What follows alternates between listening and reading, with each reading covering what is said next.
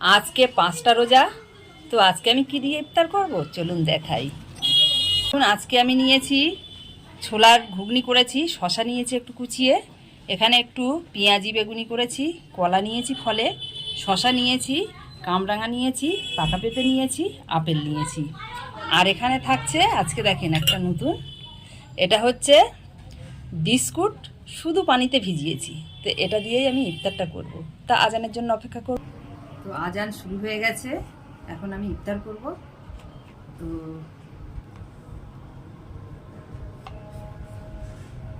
দেখতে পাচ্ছেন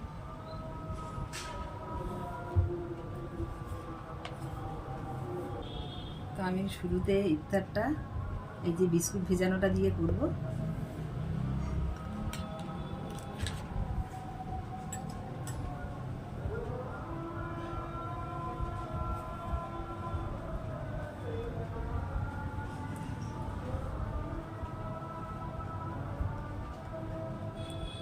বিসমিল্লাহির রহমানির রহিম।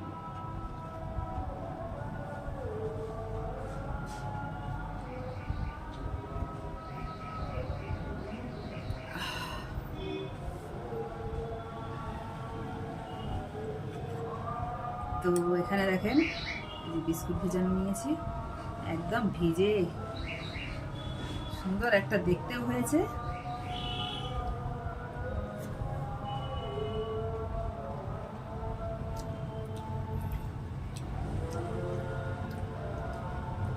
শুধু পানি দিয়েই ভিজিয়েছি, বিস্কুটটা হালকা মিষ্টি ছিল।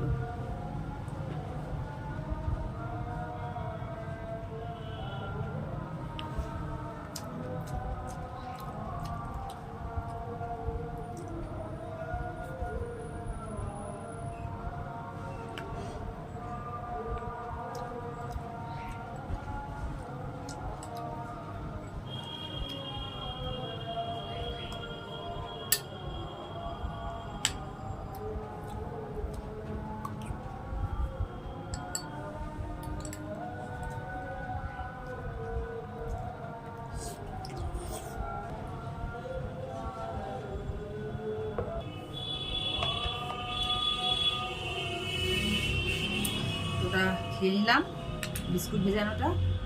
এটা হচ্ছে ছোলা আলু দিয়ে রান্না করেছি, যেটা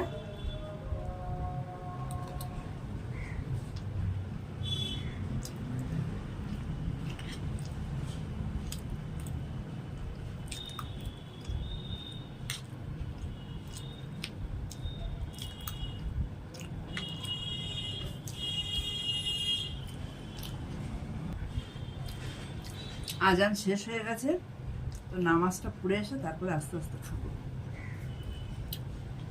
নামাজ পড়ে চলে আসলাম, এখন এবারে খাবো, ঠিক আছে। তো আমি এই যে ছোলার ঘুগনিটা খাচ্ছিলাম, খেতে খেতে চলে গেছিলাম। তো আগে ঘুগনিটা শেষ করব।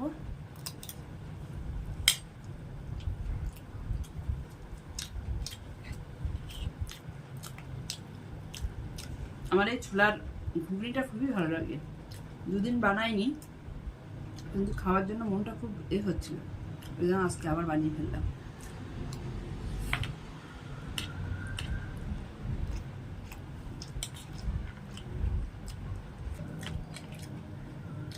পেঁয়াজি বেগুনি সব অনেক আগে করেছি, তো সব নরম হয়ে গেছে ঠান্ডা হয়ে।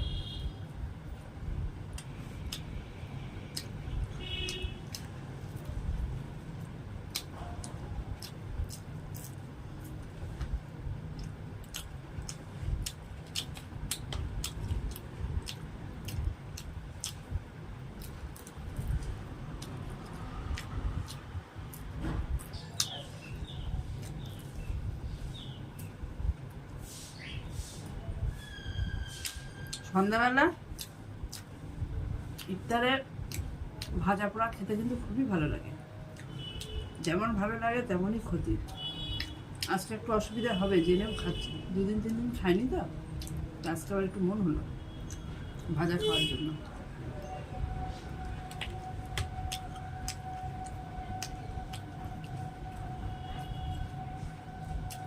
বেগুনি তো বেগুনি একদম নরম হয়ে গেছে।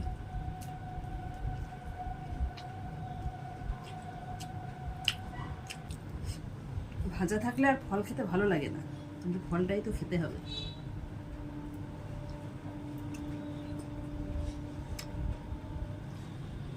পেঁপে, পাকা পেঁপে।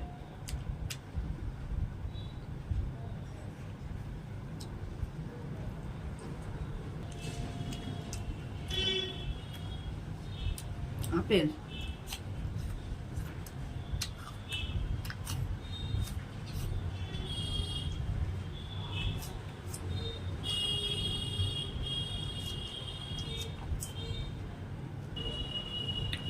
কলা, এইটুকু এতটা যখন খেতে পেরেছি এইটুকুও খেয়ে নেবো, ঠিক আছে।